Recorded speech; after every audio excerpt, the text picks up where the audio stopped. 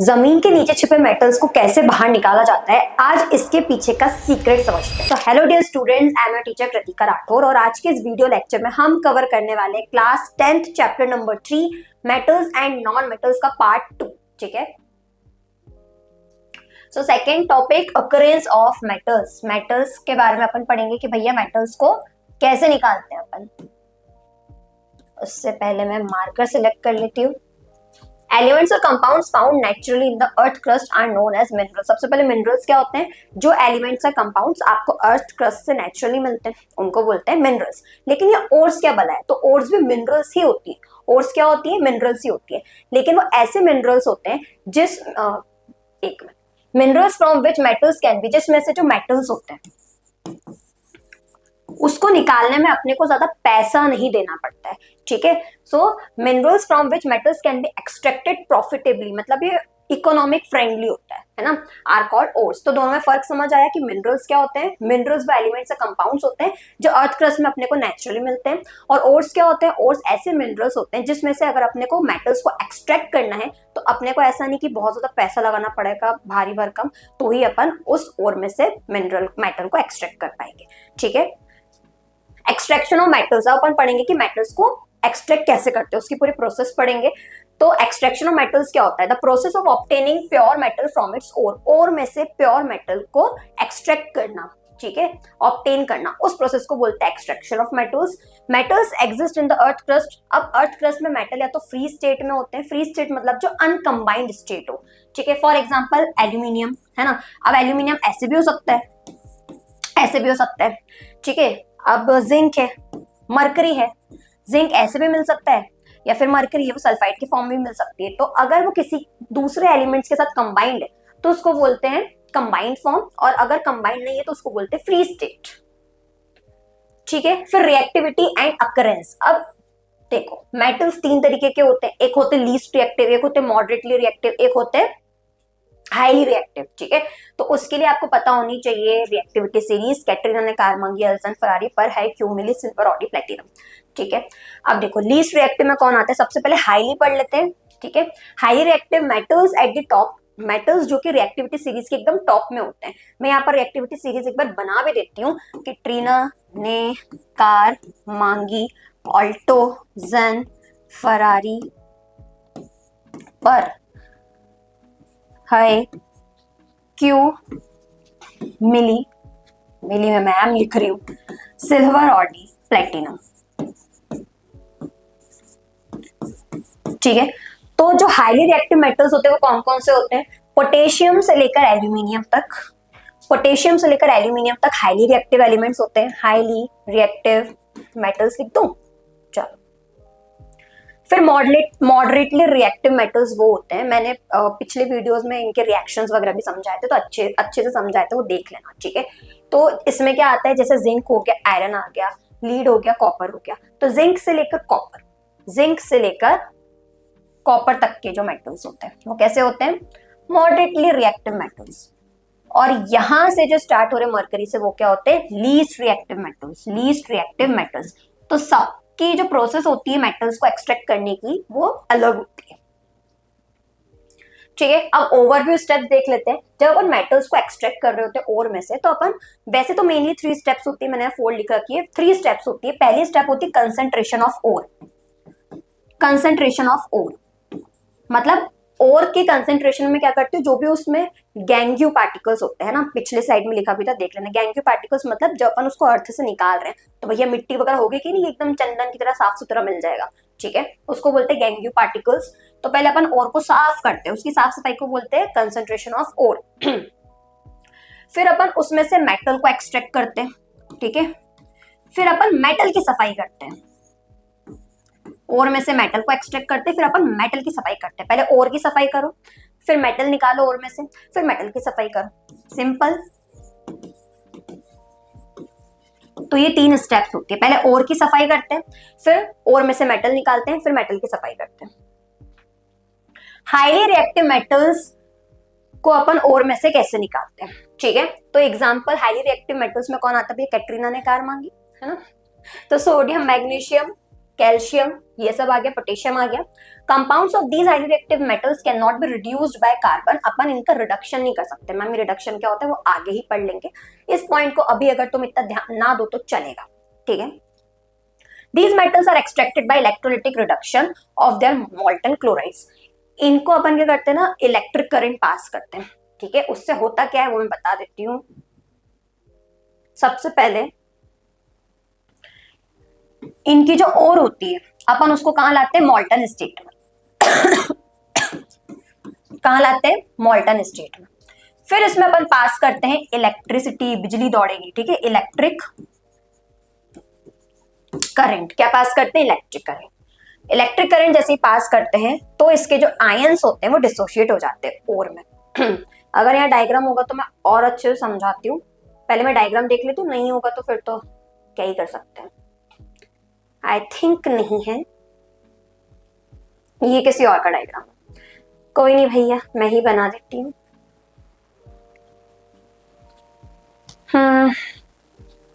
Diagram नहीं है लेकिन थ्योरिटिकल पार्ट लिखा है, चलो ठीक। The metal is deposited at the cathode, chlorine gas is liberated at the anode. अपन ने किया क्या है, सोडियम क्लोराइड लिया, क्या लिया, सोडियम क्लोराइड। सोडियम क्लोराइड की ओर थी, इसको सबसे पहले अपन ने इसको मॉल्टन स्टेट में कन्वर्ट किया। मॉल्टन मतलब बेटा पेस्ट जैसा, ठीक है। कैसा, पेस्ट, टूथपेस्ट यूज करते हो कि नहीं, ठीक है, पेस्ट जैसा। या फिर तुम्हारे ऊपर कभी वो चिड़िया की गिर गई होगी तो समझ गए ना। फिर उसके बाद इसको अपन इलेक्ट्रिक करंट देते हैं। इलेक्ट्रिक करंट देते हैं तो बेटा ये टूट जाता है Na+ में और Cl- में। अब अपने को पता है कि अपने इलेक्ट्रिक सेटअप में दो तरीके की रॉड्स होती है, एक होती है कैथोड, एक होती है एनोड। कैथोड क्या होती है, नेगेटिव। बेटा सोडियम कहाँ जाएगा, कैथोड की तरफ जाएगा और नीचे बॉटम में सेटल डाउन हो जाएगा। और वहीं जो बेटा क्लोरीन है वो कहाँ जाएगा, एनोड की तरफ जाएगा। क्यों, क्योंकि एनोड पॉजिटिव रॉड होती है, ठीक है, और क्लोरीन गैस के फॉर्म में अपने को मिल जाएगा। तो अपना मेटल क्या हो गया, सेपरेट हो गया, ठीक है। एल्यूमिनियम को भी इसी तरीके से ऑब्टेन करते हैं by electrolytic reduction. Next, medium reactivity metals को कैसे अलग किया जाता है। सबसे पहले जो मेटल्स इनकी रिएक्टिविटी मीडियम होती है, मॉडरेट होती है, ठीक है। जैसे अपना आयरन हो गया, जिंक हो गया, लीड, कॉपर, रिएक्टिविटी सीरीज देख लेना अभी जो पढ़ाई थी। कन्वर्जन टू ऑक्साइड, सबसे पहले अपन इन मेटल्स को ऑक्साइड फॉर्म में कन्वर्ट करते हैं, क्योंकि ऑक्साइड फॉर्म में कन्वर्ट करने के बाद इन मेटल्स को एक्सट्रैक्ट करना बहुत ईजी हो जाता है, ठीक है। तो सबसे पहले अपन क्या करते हैं, sulphide ores and carbonate ores. Sulphide ore हो गया और कार्बोनेट ओर हो गई, इसको अपन क्या करते हैं, सबसे पहले ऑक्साइड्स में कन्वर्ट करते हैं। ऑक्साइड में कन्वर्ट करने के लिए मैम ऑक्सीजन देना पड़ेगा, तो अपन इनको किससे रिएक्ट करवाते हैं, ऑक्सीजन के साथ रिएक्ट करवाते हैं। तो क्या बन गया, जिंक ऑक्साइड और SO2 सल्फर डाइऑक्साइड। अब अपन क्या करेंगे, इनका रिडक्शन कराएंगे, ठीक है। अब क्या कराएंगे, रिडक्शन करवाएंगे। तो दो प्रोसेस होती है, एक होती है रोस्टिंग, एक कैल्सिनेशन। पहले ये पढ़ लो, ठीक है, कि ऑक्साइड्स में कन्वर्ट करने के लिए दो प्रोसेस लगाई जाती है। रोस्टिंग, अगर बेटा सल्फाइड ओर है ना, रोस्टिंग सल्फाइड ओर्स के लिए होती है सिर्फ और सिर्फ, याद रखना, लिख देती हूँ बहुत कंफ्यूजन हो जाएगा। रोस्टिंग बेटा होती है वो वाली रोस्टिंग में समझ जो कैरी मिनाटी की होती है, ठीक है। रोस्टिंग सिर्फ सल्फाइड ओर के लिए होती है, इसको याद ऐसे कर सकते हो, RS अग्रवाल है ना। तो रोस्टिंग किसके लिए होती है, सल्फाइड ओर्स के लिए होती है। और कैल्सिनेशन किसके लिए होता है, कार्बोनेट ओर्स के लिए होता है। मतलब ऐसे मेटल्स जो कार्बोनेट के साथ मिल रहे हैं अपने को, ठीक है। तो अपने को उन कार्बोनेट ओर्स में से मेटल को अलग करना है। तो कार्बोनेट ओर्स, ठीक है। तो C से कैल्सिनेशन, C से कार्बोनेट और RS अग्रवाल से याद रखना, एक याद हो जाएगा तो दूसरा तो याद कर ही लोगे, ठीक है। तो रोस्टिंग और कैल्सिनेशन में बेटा फर्क क्या होता है, रोस्टिंग में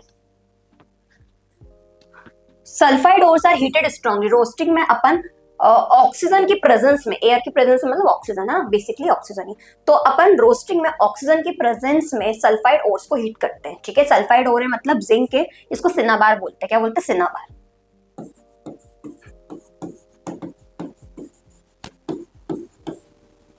ठीक है। हाँ, तो अपन ने क्या किया, इसको ऑक्सीजन की प्रेजेंस में हीट किया, ऑक्सीजन की प्रेजेंस में हीट किया। एक मिनट, इसका जो मैंने सिनेबार लिखा है, एक मरकरी सल्फाइड भी होता है, ठीक है, उसका नाम भी बताना। ऑक्सीजन के प्रेजेंस में जब मैंने इसको हीट किया तो मुझे मिला जिंक ऑक्साइड और सल्फर डाइऑक्साइड अलग हो गया। मुझे यही तो चाहिए था, ऑक्साइड फॉर्म इनका। ठीक है, कैल्सिनेशन में अपन क्या करते हैं कि जो कार्बोनेट ओर्स होती है, अब जिंक बेटा सल्फर के साथ भी मिल सकता है, कार्बोनेट के साथ भी मिल सकता है। ठीक है, तो जिंक कार्बोनेट है ना, जिंक कार्बोनेट को अपन क्या करते हैं, इनके पास तो बेटा ऑक्सीजन ऑलरेडी है, तो अपन को बस एक्स्ट्रा ऑक्सीजन हटाना है ना, इनको तोड़ सकते हैं।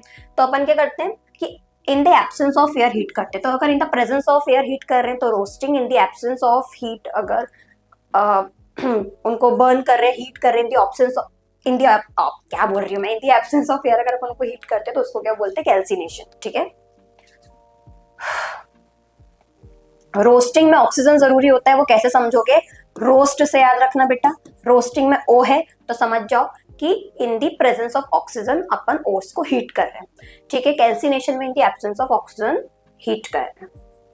रिडक्शन टू मेटल, अब बेटा ये अपने ऑक्साइड फॉर्म में आ गए। अब अपन क्या करते हैं, कार्बन मतलब कोक एक बहुत अच्छा रिड्यूसिंग एजेंट है, मतलब जो दूसरों को रिड्यूस कर दे खुद ऑक्सीडाइज हो जाए, तो ये खुद ऑक्सीडाइज हो जाता है कार्बन मोनोऑक्साइड में और जिंक को रिड्यूस कर देता है। तो तुम्हें मिल गया अपना जिंक, बल्ले बल्ले। ठीक है,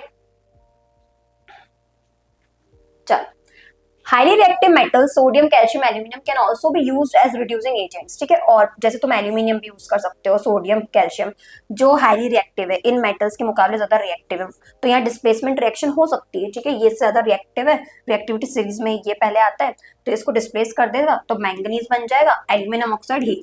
लेकिन जनरली कोक ही यूज किया जाता है, अच्छा रिड्यूसिंग एजेंट है। थर्माइट वेल्डिंग क्या होता है, इसको समझ लो, बता देती हूँ मैं थर्माइट वेल्डिंग क्या होता है। अपन क्या करते हैं देखो, रेलवे ट्रैक्स को ज्वाइन करने के लिए पहले पता है क्या किया जाता था, आयरन ऑक्साइड है उसको रिएक्ट किया जाता है एल्यूमिनियम के साथ, और ये रिएक्शन इतनी एक्सोथर्मिक होती है ना, इतनी एक्सोथर्मिक होती है, एल्यूमिनियम आयरन से ज्यादा रिएक्टिव है तो उसने उसको डिस्प्लेस कर लिया, बना लिया एल्यूमिनियम ऑक्साइड, ये तो सॉलिड फॉर्म में मिल गया। लेकिन ये रिएक्शन में इतनी हीट रिलीज होती है कि जो आयरन तुमको मिलता है ना वो लिक्विड फॉर्म में, सोचो तुम्हें लोहा लिक्विड फॉर्म में बाहर निकल रहा है, तो मतलब लिक्विफाई करने के लिए कितनी हीट चाहिए होती है उसको।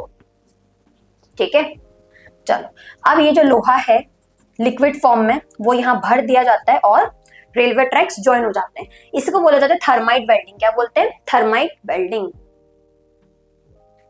ये देखो बेटा डायग्राम। चलो, लो रिएक्टिविटी वाले मेटल्स को कैसे अलग करते हैं मैम, हाई रिएक्टिविटी वाले को तो समझ आ गया कि हाँ चलो इलेक्ट्रोलाइटिक रिफाइनिंग से हो जाएगा, है ना, not electrolytic refining, electric current के थ्रू हो जाएगा, रिफाइनिंग तो अलग है। लो रिएक्टिविटी वाले मेटल्स को कैसे करेंगे, तो देखो मरकरी और कॉपर आ गए इसमें। So these metals are less reactive, बहुत लेस रिएक्टिव होते हैं, and can be obtained by heating their oxides. अपन क्या कर सकते हैं, इनकी जो ऑक्साइड्स होती है उसको हीट कर दो। ठीक है, जैसे सिनेबार इसको बोलते हैं HGS को। ठीक है, दोनों में ही मेन कंफ्यूजन रहता है, तो इसको याद रखना कि सिनेबार बोलते हैं HGS को। ठीक है, अपने पास ये और है, इसमें से तुम्हें क्या चाहिए भैया, सल्फर चाहिए कि मरकरी चाहिए, मरकरी चाहिए, मेटल ही तो ले रहे हो, मेटल की तो रिफाइनिंग हो रही, नॉन मेटल की थोड़ी ना होती है, तुमको क्या चाहिए इसमें से, मरकरी चाहिए। स्टेप 1, इनको तुम एयर में हीट करोगे, एयर में हीट करना, ठीक है, उसको क्या बोला जाता है, किसका एग्जाम्पल है, रोस्टिंग का एग्जाम्पल है ना। एयर में हीट करोगे तो बन जाएगा HgO और SO2 सल्फर डाइऑक्साइड। फिर दूसरे स्टेप में तुम उनको फर्दर हीटिंग, ये जो तुम्हें ऑक्साइड मिली है तुम उसको और हीट करोगे, but in the absence of air, calcination, तुम्हें क्या मिला, मरकरी और ऑक्सीजन। दूसरा एग्जांपल कॉपर का, कॉपर ग्लांस, ये अपने को सल्फर के फॉर्म में मिलता है, तो पहले अपने उसको एयर की प्रेजेंस में हीट किया तो ये हो गया कॉपर ऑक्साइड ये कॉपर 2 ऑक्साइड है, पता है। ठीक है, फिर उसके बाद अपन नहीं कॉपर 2 ऑक्साइड को कॉपर ऑक्साइड बोलते हैं, क्यूपरिक ऑक्साइड बोलते हैं। फिर स्टेप 2 में अपन ने क्या किया, हीटिंग कॉपर ऑक्साइड, ये जो कॉपर ऑक्साइड है इसको अपन ने बचे कुचे कॉपर सल्फाइड के साथ हीट कर लिया, बचे कुचे कॉपर सल्फाइड के साथ हीट कर लिया, तो अपने को मिल गया कॉपर अलग और SO2 अलग। यहाँ पर डबल डिस्प्लेसमेंट रिएक्शन दिख रही है। ठीक है, अपने को कॉपर मिल गया और SO2 मिल गया। डबल डिस्प्लेसमेंट में क्या होता है, जो ग्रुप ऑफ आयंस होते हैं वो एक दूसरे की प्लेस को एक्सचेंज करते हैं। लेकिन यहाँ 3 एलिमेंट्स हैं, तो डबल डिस्प्लेसमेंट देखना पड़ेगा। चलो और, ठीक है, और कंसंट्रेशन ऑफ और,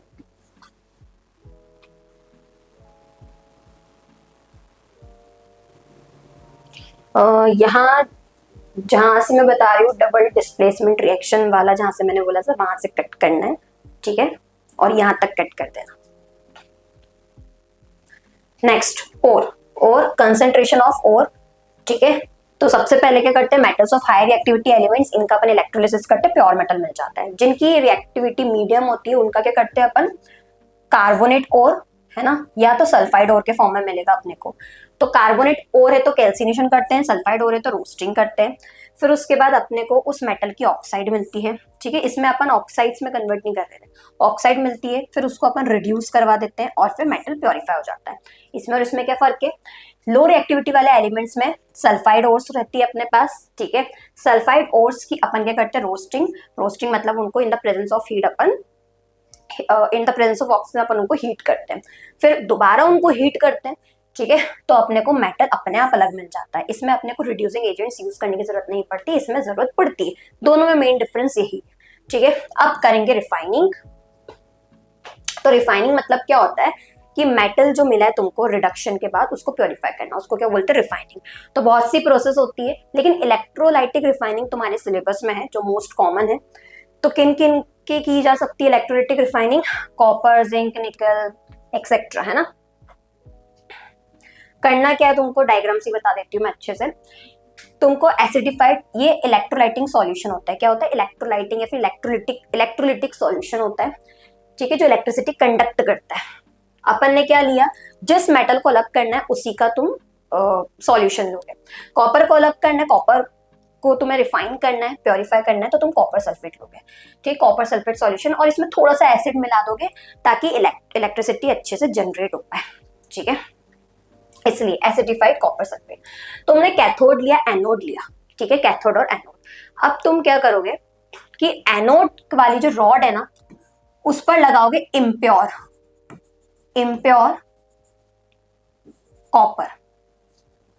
क्या लगाओगे, इम्प्योर कॉपर। इम्प्योर कॉपर पर बहुत सारी इम्प्योरिटीज है, ऐसे बना दूं मैं, मड लगी हुई है, बहुत सारी इम्प्योरिटीज है कि नहीं। और कैथोड साइड लोगे तुम पतली सी रॉड। क्या लोगे, पतली सी रॉड, किसकी, प्योर की। मैम इसको पतली और इसको इतनी मोटी क्यों ली है, अभी रीजन बताती हूँ, ठीक है। और ये कॉपर सल्फेट का सॉल्यूशन है। तुम जैसे इलेक्ट्रिक करंट ऑन करोगे बेटा, होगा क्या कि ये पहले तो डिसोशिएट हो जाएगा कॉपर में और सल्फेट में। अब कॉपर क्या है, पॉजिटिव है, ठीक है। तुमने इम्प्योर कॉपर की रॉड को कहां लगाया था, एनोड पर।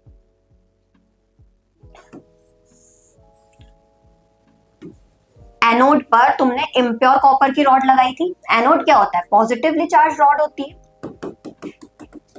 और कैथोड पर तुमने क्या किया था, मैं पूरा सेटअप नहीं बना रही हूं लेकिन रॉड से समझा रही हूं बस, ठीक है।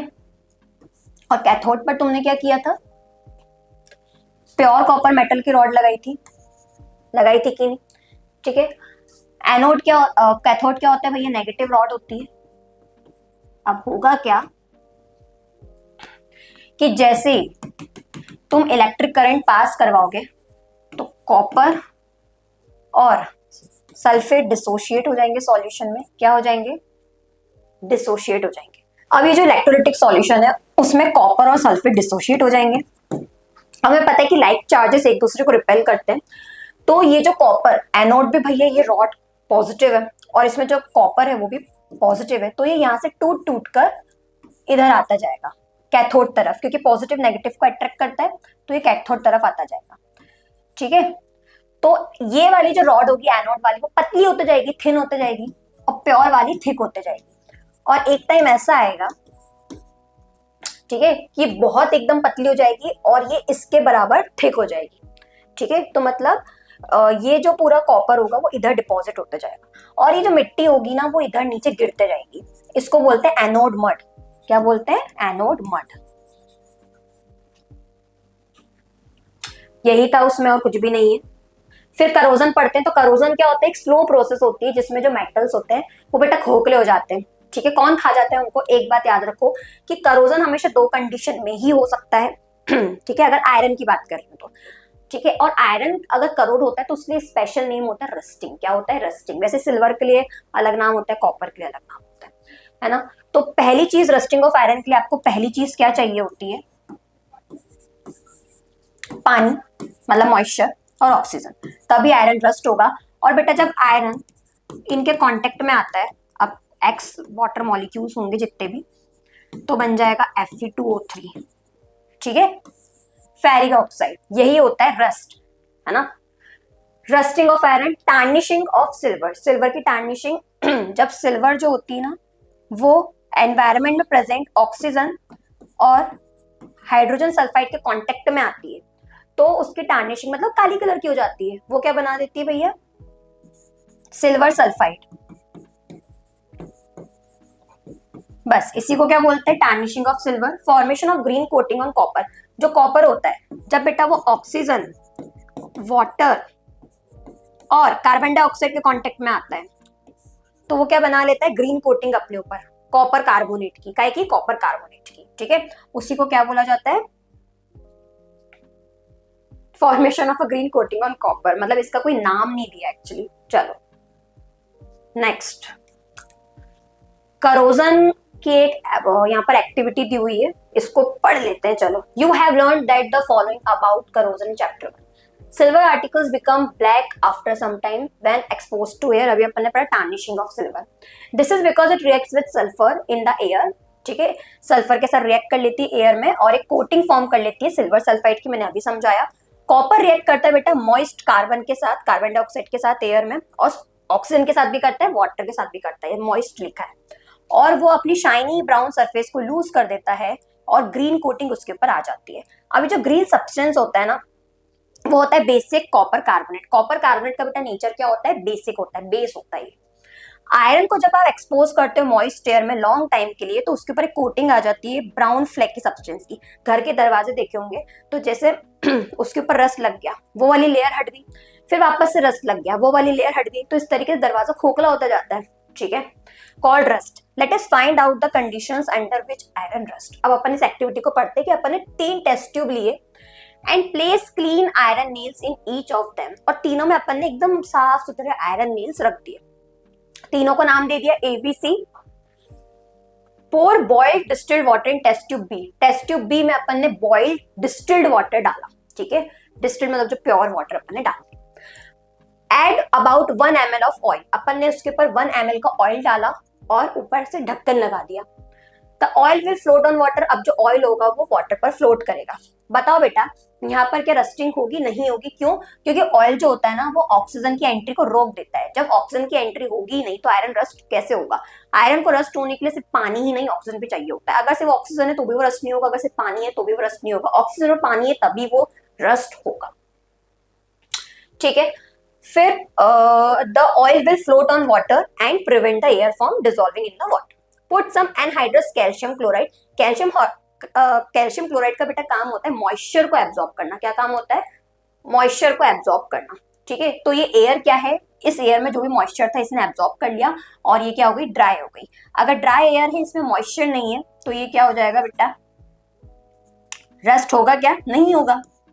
दोनों कंडीशन चाहिए, लेकिन इसमें अपन ने दोनों कंडीशन दी है, एयर भी दी है और वाटर भी दिया है, तो ये रस्ट हो जाएगा, ठीक है। ये जो ड्राई एयर है उससे उसको ऑक्सीजन मिल गया लेकिन पानी नहीं मिला। ऑक्सीजन तो मिल गया, पानी नहीं मिला बस। Next, prevention of corrosion, last topic. Corrosion को कैसे बचाएं? तो कुछ मेथड्स होती है। पहली होती है पेंटिंग कर सकते हो, ग्रीजिंग कर सकते हो, ऑयलिंग कर सकते हो, ठीक है। भले पेंट करो चाहे ऑयल करो आयरन ऑब्जेक्ट्स पर, एल्यूमिनियम पर, है ना, चाहे ग्रीस करो, ये तीनों चीजें ही एंट्री को रोकती है, ऑक्सीजन की एंट्री को रोकती है। गैल्वेनाइजेशन में बेटा अपन क्या करते हैं कि स्टील के ऊपर अपन जिंक की कोटिंग कर देते हैं। अब जो जिंक होता है वो आयरन को, स्टील को बचाता है। किससे बचाता है? ऑक्सीजन से बचाता है, ठीक है। Painting, apply paint to the metal surface to prevent contact with air. Paint की वजह से मॉइस्चर और ऑक्सीजन कांटेक्ट में नहीं आ पाते मेटल के। ग्रीजिंग, ऑयलिंग मैंने अभी बताया। टिन प्लेटिंग, आप टिन की प्लेटिंग भी कर सकते हो, ठीक है। किस पर? आयरन ऑब्जेक्ट्स पर। जैसे अपन ने जिंक की प्लेटिंग किसको गैल्वेनाइजेशन बोल दिया, नाम अलग है बेटा, चीजें तो सेम ही है कई। एलॉइंग भी कर सकते हो। एलॉइंग मतलब एक मेटल को दूसरे मेटल के साथ मिक्स कर दो या मेटल को नॉन मेटल के साथ मिक्स कर दो, मिक्सिंग कर दो। जैसे आयरन, लोहा जंग खा जाता है, लेकिन अगर तुम उसके साथ कार्बन मिक्स कर दो तो बन जाएगा स्टील। स्टील में जंग लगती है क्या? नहीं लगती, क्योंकि कार्बन में कुछ ऐसी प्रॉपर्टीज हैं जिस वजह से वो आयरन की रस्टिंग को रोक देगा। तो एलॉय क्या होता है? होमोजेनस मिक्सचर होता है दो या दो से ज्यादा मेटल्स का। होमोजेनस का मतलब क्या होता है कि जब हम दो या दो से ज्यादा मेटल्स को या फिर मेटल और नॉन मेटल को मिक्स करते हैं तो वो पूरा अपने को कंपोजिशन एक जैसा दिखता है। तुम ऐसे ढूंढ के नहीं बता सकते ये मेटल या नॉन मेटल है, ठीक है, पूरा एक जैसे ही लगेगा। Alloys are prepared by mixing the metals in molten form. अपन करते क्या है, जिन भी मेटल्स को या नॉन मेटल को अपने को मिक्स करना है, पहले उनको पिघलाते हैं, ठीक है, फिर मिक्स करते, कंबाइन करते हैं, फिर ठंडा करते हैं। इलेक्ट्रिकल कंडक्टिविटी, अब इनकी जो इलेक्ट्रिकल कंडक्टिविटी होती है एलॉय की, वो प्योर मेटल से थोड़ी सी कम होती है। Alloys are often created to enhance. अब एलॉयज क्यों बनाते हैं? क्योंकि बेटा एलॉयज में खासियत होती है कि वो करोजन से रेजिस्टेंस प्रोवाइड करती है, ठीक है, मेटल्स को। एग्जाम्पल, ब्रास किसका एलॉय है? कॉपर और जिंक का है, ठीक है। ब्रॉन्ज किसका है? कॉपर और टिन का है। सोल्डर किसका है? लीड का है और टिन का है। स्टेनलेस स्टील है आयरन, निकल, क्रोमियम, ठीक है। और एमलगम बेटा बहुत वाइड रेंज ऑफ एलॉय में आता है, मतलब तुम मरकरी के साथ कोई भी मेटल मिक्स कर दो तो वो एमलगम बोलेंगे उसको अपन। फिर wonder of Asian Indian metallurgy, जो आयरन पिलर है कुतुब मीनार के पास एक आयरन पिलर है, ठीक है, उसको गूगल करके देख लेना। तो वो 1600 साल पहले बना था, लेकिन वो अभी तक रस्ट नहीं हुआ। तो सोचो भैया कि मेटलर्जी मतलब होता है स्टडी ऑफ मेटल्स, है ना, branch of science that deals with study of metals, their refining, their extraction, ठीक है। तो ये इंडिकेट करता है that a process was developed in ancient India to prevent iron from rusting. मतलब एंशिएंट इंडिया ही कितना ज्यादा एडवांस्ड है, सोचो।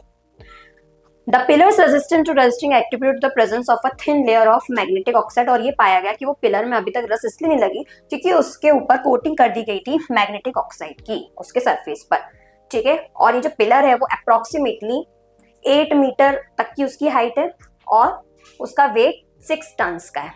1 टन इक्वल्स टू कितना होता है? कमेंट में बताना। अब मेटल का सफर ओर से प्योर मेटल तक क्लियर हो गया। So this is it. अगर वीडियो पसंद आई हो तो लाइक, शेयर और सब्सक्राइब जरूर करें, और ज्यादा डीपली पढ़ना चाहते हो तो अभी डाउनलोड करो फ्यूकी एजुकेशन ऐप। Thank you.